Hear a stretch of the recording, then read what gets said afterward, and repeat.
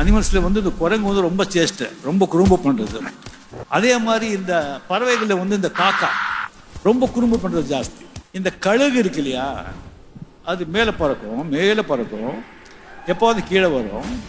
இந்த காக்கா வந்துட்டு அந்த கழுகு மட்டும் பார்த்துட்டு இந்த காக்கா வந்து டக்க டக்க டக்க டக்கன்னு அந்த ரெக்கையை வந்து அடிக்கணும்னாலே, அவ்வளோ அடித்தா கூட தூரம் போக முடியாது. பட் இந்த கழுகு வந்துட்டு அவ்வளோ மேலே வந்து ஒன்றும் ரெக்கையெல்லாம் அடிக்காமல் அப்படியே மிதச்சிட்டே போயிட்டு இருக்கும். ஸோ இதுக்கு வந்து பொறாமை. அந்த காக்கா போயிட்டு அந்த கழுகு போய் கொத்தும். அந்த கழுகு வந்து ஒன்றுக்கு பண்ணாது, அது இன்னும் கொஞ்சம் மேலே போகும். காக்கா விடாது, அதுவும் மேலே போகும்.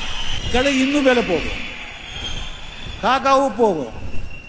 அது மேலே போகும்போது அது மேலே முடியாது, டயர்ட் ஆகிட்டு வெறுத்து கீழே வந்துடும். ஆக யாராவது நம்ம வந்து தூஷிக்கிறாங்கன்னு சொன்னா, வெறுக்கிறாங்க அப்படின்னு சொன்னா, மொழியிலேயே உயர்ந்த மொழி மௌனம்.